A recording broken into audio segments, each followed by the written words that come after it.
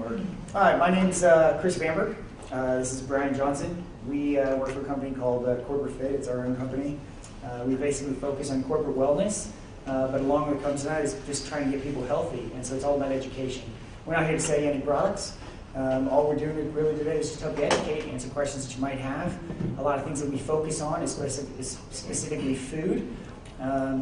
We take the practice of the things in life that you'll die without first, and the things that are most important in life. So can anybody tell me what the first thing is you'll die without?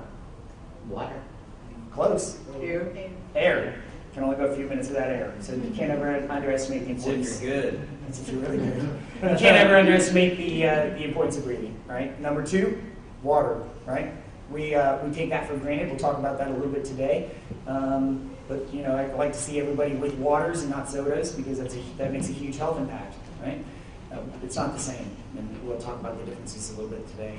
And then food, something you go weeks without. Believe it or not, there's Tibetan monks that they say they reach a state of consciousness where they no longer need food, and they go years without it, called breatharians. It's crazy. But we don't obviously think that's good for best health. And we are not doctors, so anything that we say, you should definitely consult your physician on before you make any decision to implement these things into your lifestyle. We are quite happy not to be doctors, okay? Because the stuff we study and the stuff we've learned about isn't even taught in schools yet, right? Less than 6% of graduating physicians have any nutritional knowledge at all. Less than 6%. Yeah, if they do, it's a minimum of about 6 hours, which is equivalent to not much more than really understanding, what a protein, a carbohydrate, and a fat is, which is pretty, layman knowledge for most of us. There are some doctors out there that study what's called integrated medicine, which is the study of using food. But you have to understand there's a lot of things that go on with that. It's not taught in 5 major medical schools. If they teach it to their patients, it can be considered malpractice. So going to your doctor is not the only way to get healthy. So we just want to emphasize that.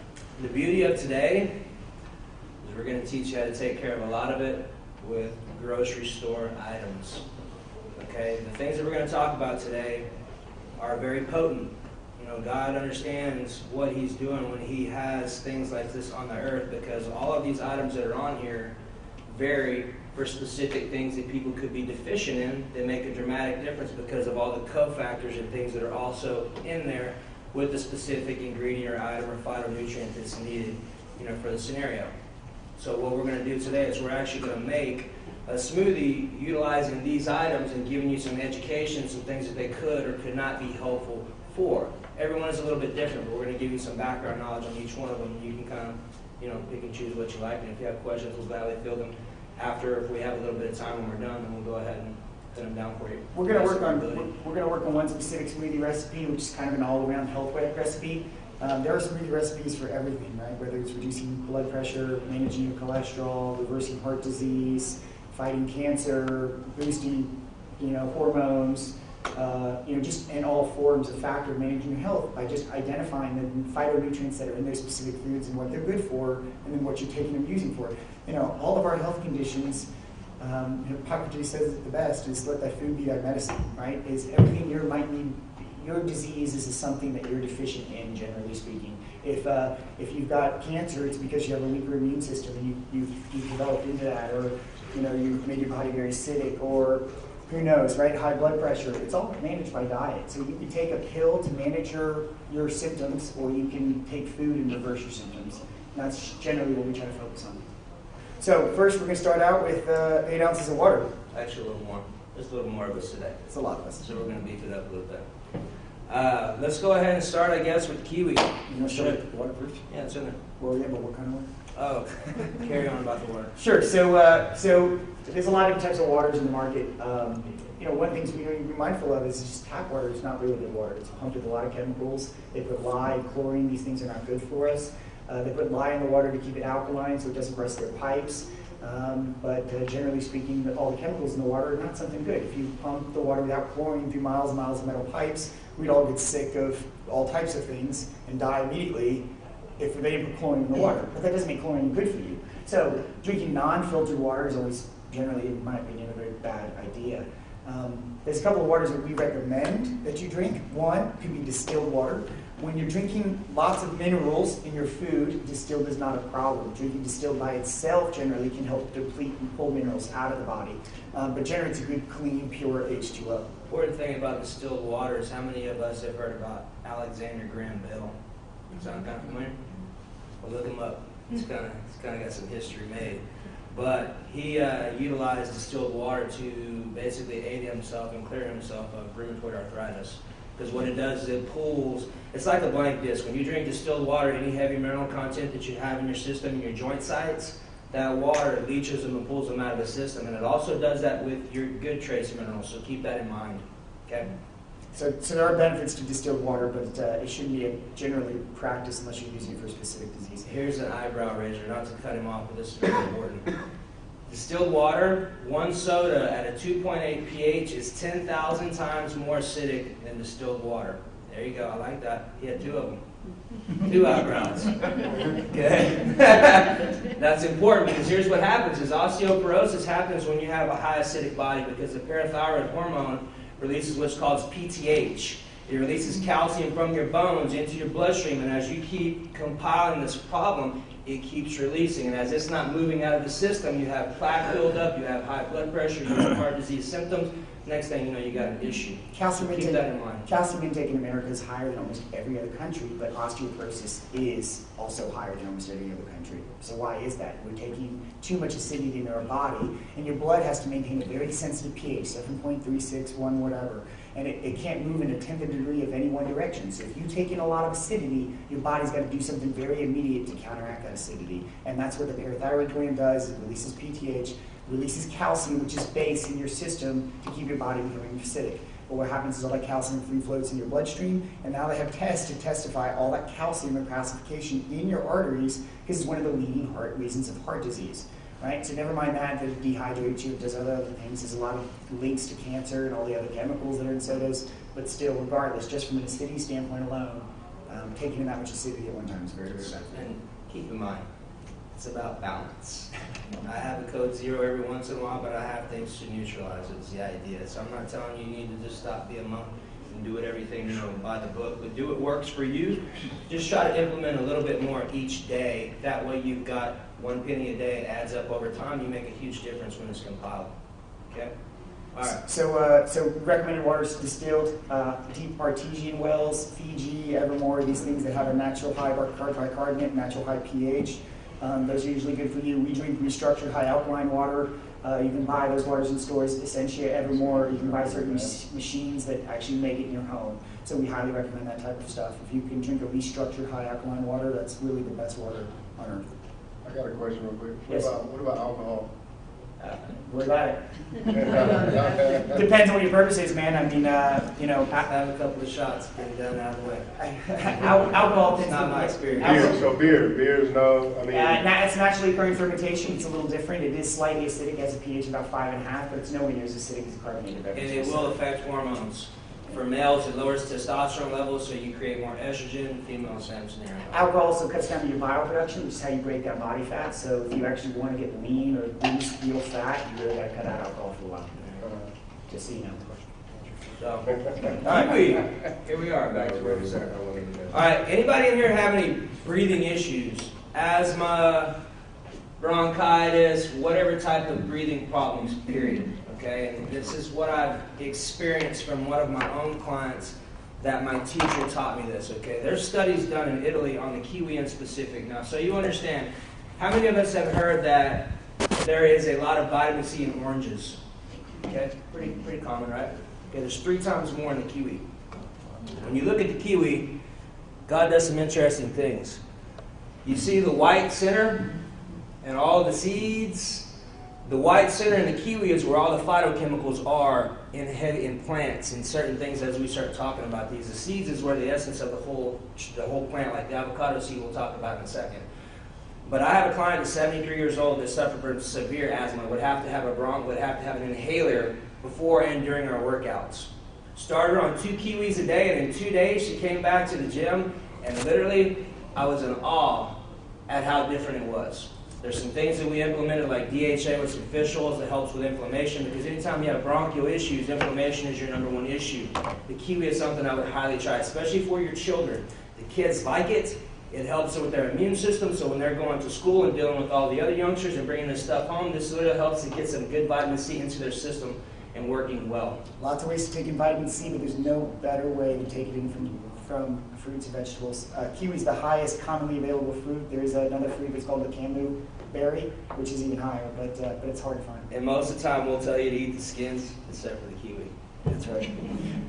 Just so you know. So one of the things that we've learned when we really studied nutrition is that God really did put the best nutrients in reproduction. So a lot of times we're going to tell you to eat the seeds, the cores, the center of everything, because a lot of times that's where those nutrients are for those seeds to be able to flourish and grow into what they need to become.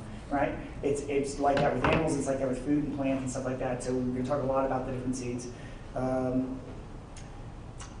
Good. Avocado? It's also kiwi is also really good for kidney detox. Yes. Avocado. It's 20% fat by weight. It has 150 milligrams of beta-cistrol, which is really good for managing your cholesterol, reducing bad cholesterol. We'll talk about the differences between good and bad cholesterol too. It has 3 grams of soluble fiber, which anybody know Cheerios. Has anybody seen that American Heart Association box on the endorsement? They have 1 gram of soluble fiber. Okay. The core here at the inside of the avocado, not including the seed, has 3 grams of soluble fiber. All right. Moral of that story is careful where you get your information. That's right. 2, that's loaded just with sugar and grains and a bunch of garbage and Cheerios, and this is not, right? Also, it's the number 2 food for glutathione. Does anybody know what glutathione is? So everybody here has these antioxidant marketing blurbs, okay? You absorb so many free radicals on a daily basis that you couldn't eat enough antioxidants to counteract the amount of free radicals that you absorb, because they're on a one-to-one basis, okay? We have enzymes in our body that fight off free radicals. There's a couple ones called superoxide dismutase, or SOD. There's one called catalyst, but then there's a really important one that's called glutathione, okay? You can either eat specifically foods that contain glutathione, or there's certain foods that help you produce more glutathione in your body. One of the big things about the avocado is that it's the second highest food in glutathione. The reason why glutathione is so important is it's an enzyme that fights off 1 million free radicals a second, and it can pass the blood-brain barrier, okay? Most enzymes cannot.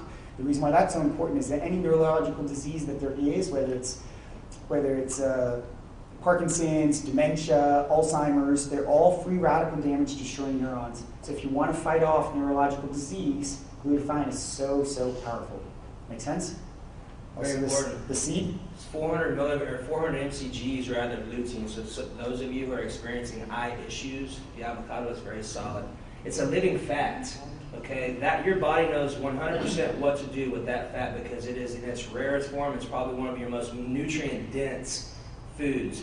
The Chinese will talk about the seed because the seed is where all the chi is. But basically, you have 100 years worth of energy built up in that seed, and we'll use that seed in the CD. I mean, not in the CD, in the smoothie. Okay, that seed right there is probably one of the most potent things that you can do for clearing plaque out of your arteries because of the soluble fiber in it. Okay?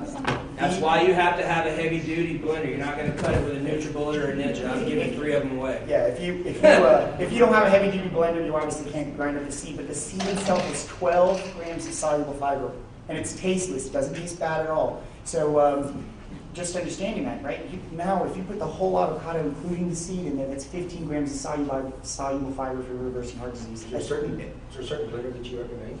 Actually, not really. Any of the high horsepower. Blendtec, Vitamix. 3 horsepower. There's 2 that we know of, and there's actually 3.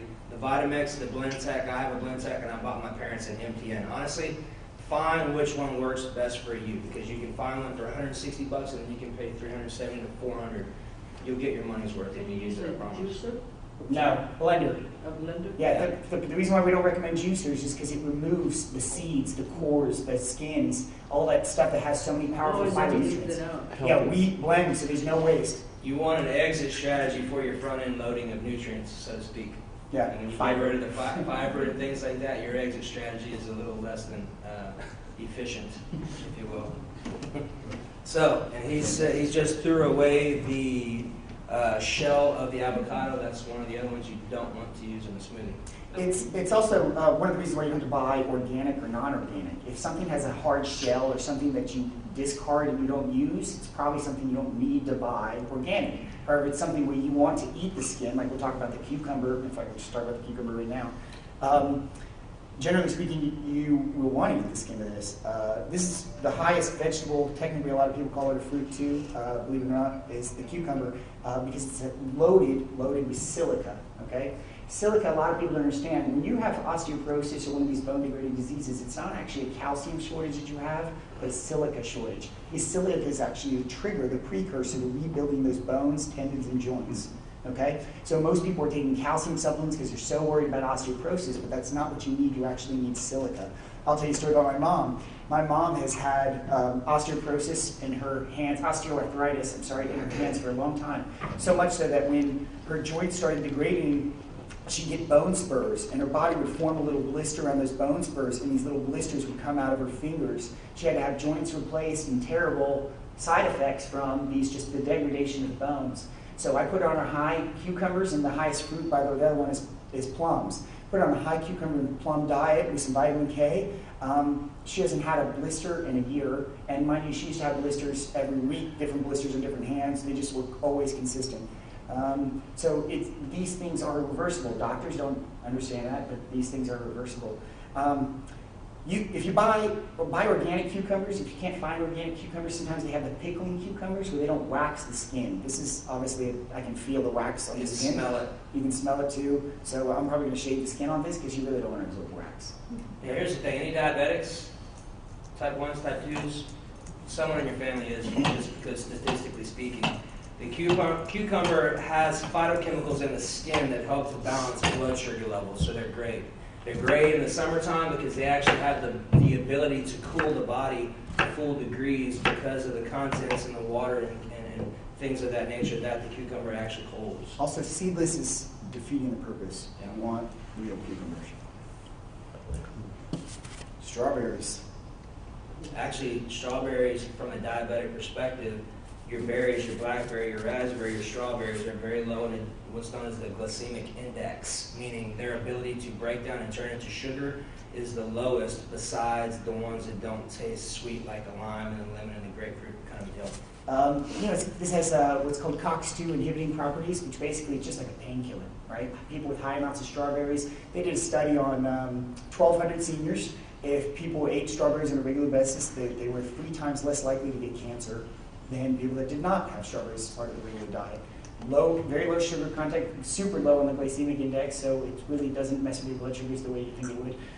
It does have pain relieving properties, so people that were suffering with arthritis, if they had regular doses of, not only were they getting anti-inflammatory, but they were getting pain relief from just the strawberries. Strawberries is one you want to do organic. It's porous, meaning when they spray those, it's impossible for you to get all the stuff out of them. So any of your porous berries, your raspberry, your blackberry, your strawberries, those for sure you want to do organic. And we throw the tops and We include everything. the greens. In it too? Yeah. Yes. Just eat them all. Yeah, they're delicious. You can eat the whole thing. One of the things is I eat so much more of the fruit than I used to. Let's talk about the apple. I heard it when I was a kid, okay? I used to hear that. Did anybody ever hear about the seeds of apples being a cure for cancer? To help you treat cancer? Anybody ever hear that before? It's the cyanide, right? So a lot of people heard it was toxic, okay? Probably more familiar with the apricot kernel because that's where people got kicked out of the United States for that one. Because this is a larger deal. The apple core, the seeds specifically have cyanide, okay? But it's very small trace elements. The people that actually discovered the cyanide was Mayans, and they actually made a poison out of it. But it took so much cyanide. They knew in small increments that it actually helps with digestion, because cyanide turns into cyanate, which is a normal nutrient that your body needs in your system. So obviously we would not recommend eating 50 apple seeds at the same time, as in 50 apples, right? But in small trace elements, it's actually really good for you. Plus the skin is loaded with pectin. It's really good for your skin. Soluble fiber. There's between 300 and 385 phytochemicals in one apple, depending upon the apple.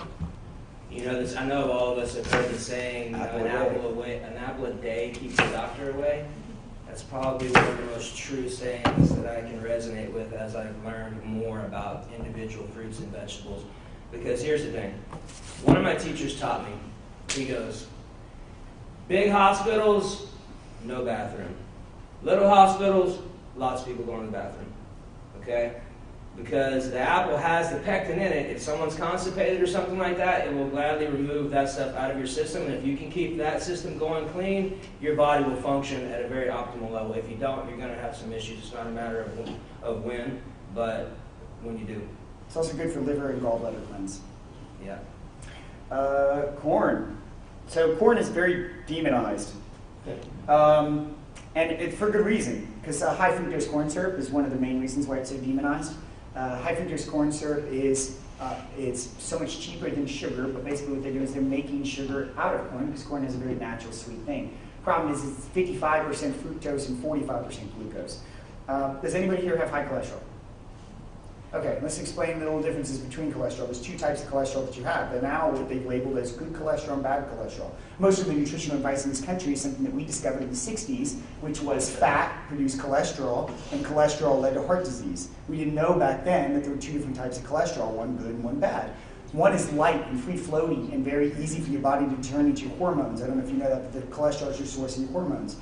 So, and the other one is very dense and tight, and it's what causes a cloggage in your arteries, okay? So fructose is the leading cause of the high-density LDL, which is the bad cholesterol, okay? Fats are generally the production of the good cholesterol because they're light and free-floating and easily convert in your body. So, so people that have bad cholesterol high, it's usually from high fructose intake. That's most of the leading causes. A lot of people say it's genetic or other stuff. You know, some people can have genetically high a difference. Everybody's got a different range, but generally speaking, if you have high triglycerides, is the other sign that you've been taking in too much fructose. So corn itself is not bad. Corn's got a lot of things in it that it's very hard to find in nature. Lecithin is one of the main things. It's the second highest food behind what? Eggs? Eggs. Yeah. Corn is a great brain food. Get past the bad rap that it's gotten from being GMO or genetically modified and things of that nature. Corn is awesome for you if you can find it in the raw. So here's the deal. You always want to get it in the husk because that's its protective covering. And when you get it at the store, you want to peel it back and you want to try to get as much yellow as possible. If it's white or if it has speckles, I would just let it sit there and do its thing. It's funny. These are actually really good ones. You would think, generally speaking, there's a lot of white in the corn, or sometimes it comes around as the red corn. You know, they don't have the same nutritional properties. Which are really for this deep, rich yellow is the best kind, and that yellow is the indicator of the nutrients in it. Eat it raw. That's the big thing. Is you can't cook it. How many of us cook it? How many of you have raw corn before? Raw corn's great. It's delicious. There's nothing wrong. There's no reason why you gotta cook it. Like, it's delicious raw. In fact, I think it's better now that I've developed a taste for it. So this is one of the things that you could blend up the core, but it does not taste good. So what we do is, for sure. so what we do is we shave off the corn. It's a different Throw right in there. experience. And believe it or not, even though corn is kind of demonized because of high fructose corn syrup, it actually helps you regulate your blood sugar levels. So it's actually a good diabetic food. Anybody recognize this one? Ginger? Yeah. Ginger's very potent. How many people are cold in here in nature? Okay, this is what's known as a yang builder, which in Chinese medicine is more of the heating element. This stuff in your smoothie will give you a little boost. Okay, it'll get your circulation going. It's great for your skin. It's also great for thinning your blood levels out. But the crazy thing about ginger is it actually has COX-2 inhibitors, which helps with pain alleviation. That and turmeric both. But there's 9 compounds in here that are very similar in structure to what serotonin does in the body, which is what makes you happy, which controls your anxiety. It has effects on your GI tract or your digestive system as well. So this is one of your 7 primary herbs that you want to try to use on a daily basis. And honestly, that's probably about the size of piece I would use, but I wouldn't start off that big if I were you. Oh no, we're gonna start off with these. That You'll big. be breathing fire. It's obviously it's very potent taste. You know, it's big, powerful. There's a lot of studies on anti-cancer too for ginger. And I'll tell you, one of the ones that I just saw recently was there's a TED talk about a doctor who was, you know, his whole life, because his dad had cancer, was focusing on how he could keep cancer from spreading in the body. One of the things that's really different is cancer becomes dangerous when it metastasizes. Right? That means it's grown big enough, it's attached to the bloodstream, and then it starts spreading to the rest of the body. So what he did is he developed a medication because he could target the blood vessels, because the blood vessels that go from the bloodstream to cancer cells are different than any other blood vessels in the body. So he created medication. The problem is when you create a medication, it's got to go through animal testing, years of human testing, and all types. So it could be 5 years before this medication hits the market. So then he said, okay, where in nature can I go and find these same type of properties I can tell people to eat today? The number 1 and number 2 foods were garlic and ginger that fought these same blood vessels that keep the cancer cells from metastasizing the body, and that's all types of cancer. Garlic is Did you potent. use the peel? Yes. Yes. You did? Yeah. We just start with like a 1-inch sliver to just get yourself warmed up. There are people that, if you're trying to reduce the amount of like opiates or super painkillers that you're on, there's some recipes we can give you specifically around the ginger root, on boiling it or taking it in raw that will really help serious pain relief and anti-inflammatory. Yeah, I got inspired. I think I'm going to go to H-E-B and buy some ginger because I'm out. It's also for like some pregnant women, a lot of people use it's anti-nausea. It's a very safe anti-nausea medicine. Are you gonna give us this recipe that you're using today? I will, yes. All right. Beet. Watch out, it stains. Yeah, it does. The beet is arguably one of your most potent phytochemically containing foods. Anybody in here have anemia? Okay, the beet is your number 1 friend, but you have to take it with some vitamin C. So I would pair it with a kiwi or something of that nature because the vitamin C is crucial for absorption. People with oxygen issues and cardiovascular issues, the beet can uptake or increase your uptake of oxygen up to 400%, which is a lot. People who are battling depression, it has some stuff called uridine in it, which helps with that as well. The beet is very potent. You can look at it when you cut it in half, how red it is. That's a detoxifier. Anyone dealing with a disease, your beet is your number 1 friend. Our teacher told us a story about one of his ladies who had like a stage 5 pancreatic cancer, which, stage 5 is pretty close to being on your way. She reversed it doing 6 pounds of beets a day. That's a lot. The doctors gave her 2 months to live, and it's said that your blood recycles every 4 months. So basically the teacher was like, listen, I don't even think even if I gave you something that I could help you. And she goes, well, I'm not leaving here until you tell me something. And he goes, if you're going to have any chance, you got to eat 6 pounds. Not 4 pounds, not 5 pounds, 6 pounds of beets every day, and they have to be raw. And if you've already got cancer like that, you really are not hungry. So 6 pounds raw blended up a day could not, that's a tough lady. But sure enough, in 1 month, her cancer was half the size. 3 months, she was cancer free. So the trick with the beet, it has a very potent taste to it. Things that work well, the lime is a savior. The mint is another one. The ginger is another one. And when I do a beet, for me, I've had my genes tested. I work with doctors who have done my gene testing, so I know automatically what I am prone to and what I have to be careful and implement in my diet.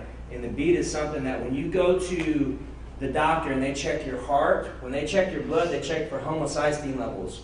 The beet directly deals with homocysteine levels in the body, so it's very potent on multiple levels. It also has a combination of zeaxanthin and lutein, so it's actually really good for your eyes as well. We did beet. Well, I was going to say mint since we just talked about. Yeah, mint's great. Anybody have IBS or irritable bowel syndrome? You can nod your head, point your hand, whatever you want to do. Figured I'd throw that one in there to see who was paying attention. The mint is awesome. It helps with digestion. A lot of times too, if you want to talk offline, we can, but I have people with IBS, and a lot of it is just a few minor adjustments, and it's back to normal. So it's not good for people that have hypothyroidism, right? Because it actually it speeds up your metabolic rate. So if you have hypo, you do not want to take mint. It's also very anti-inflammatory. Mostly it's good for asthma too. yes, Cilantro, cilantro, very important. master of chelation. Yeah, I grew up in Houston and right around all those nasty chemical plants and things of that nature. And the thing about cilantro is that's your number 1 heavy metal chelator. Chelator means it goes into your system and it pulls heavy metals out of the system. So people who have neurological disorders and things of that nature, cilantro is your number 1 friend. If you're going to take cilantro, this is very important. If you're going to take cilantro and you're going to chelate metals into your system, you want a way to get them out of your system. Agreed? You want to make sure, A, your bowel movements are going. 2, you want to make sure you're either taking some asparagus or some avocado with it, because what Chris talked about earlier was the glutathione, okay? The glutathione causes a process to happen called phase 2 detoxification. very important. Every cell in your body has the ability to go through phase 2 detoxification, which means it pushes and expels all the stuff out of the system. How many of you have eaten asparagus and went to the restroom and it smells a little potent? Maybe it's just me. Yeah, right? It's just me. So here's my experience, okay? So when that happens, what's going on there is your body is literally pulling out that much more toxins because that's what the asparagus does. The asparagus is your number one friend. It's a natural diuretic and at the same time it's a detoxifier. High in So folic that's- acid for women too. Sorry, I didn't mean to step on that. Lightly steam it. You know, one of the things Just is, a little bit. I don't care who you are, everybody has heavy metals in their system. I mean, how many of you guys use aluminum deodorants and probably don't even know about that? How many of you eat deep sea fish, tuna especially? The bigger the fish, the bigger the ocean it is, the more heavy metals it has in it. And how many of you have had metal fillings in your life at some point, or still do? Right? These things leach heavy metals into our system, and you have to chelate. The worse cilantro tastes for you probably means the more you need it. Yeah. If it tastes bad and it's on this table and it's one of the top things on the earth, something's going on. What'll happen is your body's very smart. So when you start putting these things into your system, your chemistry will change to where your cravings and things will change too. Goji You berries. just have to fight through that little bitty drug period. How many of you had goji berries before? Anybody? Goji berry? Today's G-O-J-I. Superfruit. It's one of the top 5 foods in the world, for sure. How do you spell that? Where'd you get that? G-O-J-I. You can even get it at H-E-B now. Yeah. The really good brands, though, are like Heaven's Mountain. There's a couple of really good brands that you should buy. Natural Grocers, or you can buy them online. You know, most of the ones you buy in stores are, I mean, obviously they're all dehydrated. You really can't get them fresh. So the ones that he's talking about from Dragon Herbs, you can get them at Natural Grocers. They're the ones that are actually still moist. And here's the beauty of the goji berry. In that bag, one of those 8-ounce bags, you have more beta-carotene, which is for your eyes and for your lungs, than 25 pounds of carrots. The dark red density of the food that you're eating, or the fruit, whatever it may be, gives you an idea of the phytochemicals that it actually contains. It's got high amounts of arginine, so those of you dealing with blood pressure issues, you want to dilate your blood vessels to drop your blood pressure down. Back to your comment, I have high blood pressure, it runs in my family. I have to do 6 celery stalks a day, and mine will stay normal. Shiitake mushrooms, onions, garlic, those are things that I have to implement to help my blood vessels to stay dilated and to help my blood pressure to stay down. If So you, there are things that you can if you do. take medication for blood pressure already, you have to understand the celery stalks are going to act just like your blood pressure medication. So you want to be careful stacking them, right? So you want to ask your doctor. So ramp up slowly, because you'll be able to get off that blood pressure medication dependence and get on celery, and eventually maybe you not even have a problem if you can regulate the rest of your diet. Okay. Also, goji berries, they have 18 different aminos, they have 21 different trace minerals. We always said 50x the times beta carotene of carrots. They're Luteinizing hormone. How many of y'all have heard of growth hormone? That's the anti-aging deal. yeah, Goji berries help produce that. naturally Yeah, naturally everybody's upregulated. like, where'd you get those goji berries? So with goji juice, I've seen that in stores. Is that as effective or potent as the actual raw berries? That's a very good question. There are people who specialize in making potent superfruit juices. In my opinion, the rawer you can get it, the less processed, the more nutrients you're going to get out of it. Like that bag of goji berries is all right, but if you get the other ones, you're going to taste and feel the difference on it. They'll taste sweeter. They'll taste. I mean, it's gojis have a little bit of sugar, so it's definitely more sour than a grape already, right? So you just gotta expect a different taste difference. But when you've been trying goji berries for a while, and the goji juice, like the more you drink them, the more you start to be able to taste the difference in what's quality and what's not. For It's kinda- sure. So But very potent. If you're dealing with eye issues and lung issues, goji berries is your number one bet. And you can get you can go to various vendors. I would get the ones that are 30,000 milligrams with no sugars and no preservatives. I mean, it's straight syrup when you take it. yeah, we believe in It's the potent. least denatured, right? So listen, if they've added sugar to it, or if they've altered it, or they've even pulled the juice from the berry, how long has it been sitting in the bottle? It's probably not the same, right? So go for the least denatured version of anything that you can buy. It's about I think that time. we just covered everything, huh? Yeah. Any questions? Nervous? I'm kind of nervous. This is something you would drink daily or I don't do specifically this recipe, but I drink at least a smoothie a day, sometimes two. Yeah. And then you eat normal like meat, protein. Yeah, I those two, I throw it all in there. Yeah. So I you, guess messing with you. balance it out. I'll tell you, so a lot of people, when they make smoothies, they're trying to, so many people are stuck on the protein thing, so a lot of times they're adding protein. So in you their think we already shakes. get enough protein, you don't need any more? When you get a lot of base aminos, you don't necessarily need the protein, okay? And also, if you absorb a lot of protein at the same time, you're gonna sometimes it's gonna fight for absorption. So generally speaking, like most people, we suggest a smoothie as soon as you wake up, right? Your stomach's empty, your digestion's clean, nice clean entry, absorb as much as possible, right? But generally speaking, it can be a meal replacement at any point in the day. I generally don't recommend adding protein to the smoothie, especially if you're not gonna, don't do whey or soy or, So which here, is what most protein makes here would be my furthering of his thoughts, so maybe add some clarity to what you're saying. There are different people, they require different things. I would never have a smoothie by itself with no protein because I don't function like he does. That's true. So unless you're dealing with some type of disease scenario and you're looking for maximal absorption of nutrients, you can leave the protein out. If you're not, I tell you what, I don't want to drink a 40-ounce vegetable yard smoothie and then go turn around and have a protein shake too. It's not going to happen. So I'm doing all in one. Just tell you what I did. Actually, it was like 2 weeks ago. Chris and I, we went 5 days in a row, nothing but 4 to 5 of these smoothies a day, and I actually gained 4 pounds of muscle. Yeah, So, no protein in. Without protein, so. Yeah, Without protein. without Just protein, without food, without solid food. That's even. all I had, just that. And we both thought we'd really be hungry, like I'd be real Oh, hungry. it's I was cool. very What fulfilled. about those people who take vitamins that have a lot of amino acids and a lot of, or even take amino acids as a supplement?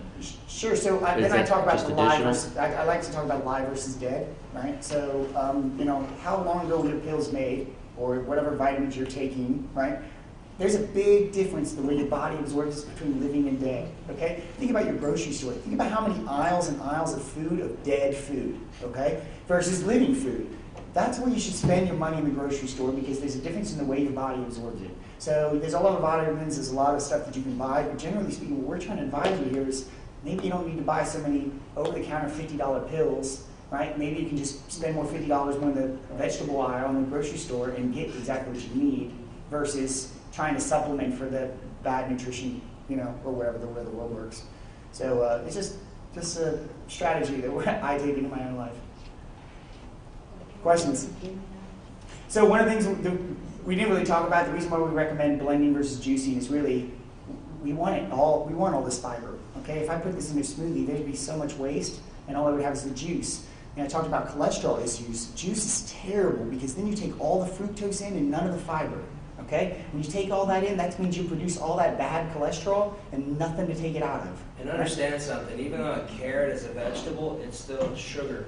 Your body doesn't decipher the difference between the two, so understanding that will kind of help you to how to formulate your smoothies out. And so fructose specifically, so juices, right, are terrible. That doesn't exist in nature, right? So think about when you're doing it to your kids. There's so many people that have a weight issue specifically from high fructose diets. So that's one of the reasons why we recommend juicing. There are special cases where juicing can be really good and beneficial. If anybody has ever heard of Gershon. Thank you. Gershon University. They basically are. They take cancer patients in that don't do chemo, and what they do is they give them like 12 smoothies a day, specifically from juicing of all organic fruits and vegetables, and their survival rates are much higher than those that people generally go through cancer. Because what they're trying to do is get as many nutrients into the body as possible. Somebody couldn't drink 12 smoothies a day, but they might be able to Sure do they 12 could. juices. If you want to do that enough. We're gonna turn this thing on, and this baby's intense, so we're not gonna talk for the next about a minute and a half. Okay. The whole reason why we want to let it run for a really long time is we want to micronize everything. We want to get as small as possible to absorb. It's one of the reasons why we use a high horsepower blender. So we want those nutrients as small as possible so that we can absorb it as easy as possible. I wonder if you guys have. No, we're not gonna do ice because that'll damage it. Yeah. It might be a little warm because a lot of times we can do ice. Enjoy your smoothie It'll experience. contaminate the. Water. Yeah. I would get some ice. You can get some ice. It'll be all right. What kind of water did you say again? So we recommend deep artesian water, distilled water, or restructured high alkaline water. High alkaline. Yes. High, no higher than a 9.5. Yeah. But nobody's going to sell you anything higher than 9.5. Some Yeah. people may just say, safety first. That is no problem grinding with that seed.